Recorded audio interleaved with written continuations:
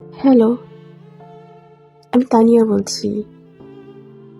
আজ আমি আপনাদের সাথে এমন একটি অনুভূতি নিয়ে কথা বলতে চাই, যা আমাদের আধুনিক জীবনের সবচেয়ে বড় গোপন দুঃখ। আমরা সবাই বাইরে থেকে হাসি খুশি বন্ধুদের ভিড়ে থাকি, কিন্তু যখন আলো নিভে যায়, তখন কি আপনিও সেই শীতল ভারী নীরবতাটা অনুভব করেন? হ্যাঁ, আমি একাকিত্বের কথা বলছি।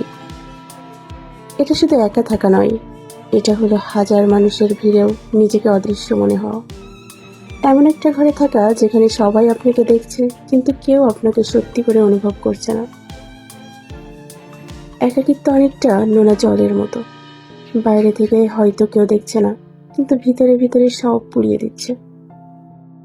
আপনার কি কখনো এমন মনে হয়েছে আপনি চিৎকার করে কিছু বলতে চাইছেন, কিন্তু আপনার কণ্ঠস্বর বাতাসের শব্দেও হারিয়ে যাচ্ছে কেন? যখন আপনার মনটা অভিমানে যন্ত্রণায় ভেঙে যাচ্ছে, আর আপনার ফোন স্ক্রিনে ভেসে উঠছে শত শত চেনা মুখ, অথচ আপনি কাউকেই কল করতে পারছেন না, কারণ আপনি জানেন আপনার ভিতরের আসল কথাগুলো শোনার মতো কেউই নেই। এই একাকিত্বটা সবচেয়ে বেশি কষ্ট দেয় যখন আমরা দেখি সবাই যেন খুব সহজে সংযুক্ত সুখী, আর আমরা এই বিশাল পৃথিবীতে যেন এক কোণে দাঁড়িয়ে থাকা ভুলে যাওয়া স্মৃতিচিহ্ন।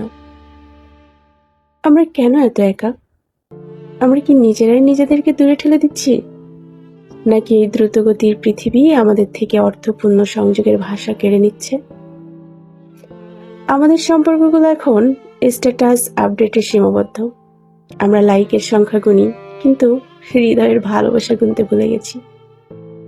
আমরা ভয় পাই যদি আমাদের দুর্বলতা, আমাদের ভিতরের যন্ত্রণা কারো সামনে প্রকাশ করে ফেলি, তবে হয়তো তারা দূরে চলে যাবে।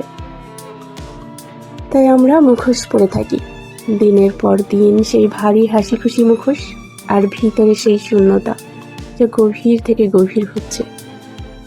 এই শূন্যতা এক সময় আপনাকে শিখিয়ে দেবে নিজেকে ছাড়া আর কারোর উপর নির্ভর করা উচিত নয়, আর সেই শিক্ষাই আপনাকে আরো একা করে দিবে। কিন্তু বন্ধু, একটা কথা মনে রাখবেন, এই অনুভূতিটা শুধু আপনার একা নয়। পৃথিবীর অসংখ্য মানুষ আজ একই নীরব যুদ্ধে লড়ছে। একাকিত্বের এই কষ্টকে দুর্বলতা হিসেবে নয়, বরং মানবিক হওয়ার প্রমাণ হিসেবে নিন। যদি আপনিও এই নীরবতা অনুভব করেন, তবে আজ একটা কাজ করুন, নিজেকে জড়িয়ে ধরুন, কারণ সবকিছুর আগে আপনার নিজের সাথে আপনার সংযোগটা জরুরি। আপনার অনুভূতিগুলো মূল্যবান, আর হয়তো আমার এই ভিডিওটি দেখে অন্য কেউ সাহস পাবে, বুঝতে পারবে তারাও একা নয়। আসুন আমরা ভার্চুয়াল জগৎ ছেড়ে বেরিয়ে এসে একে অপরের সাথে সত্যি করে পৌঁছানোর চেষ্টা করি। ভালো থাকবেন, ইনশাল্লাহ।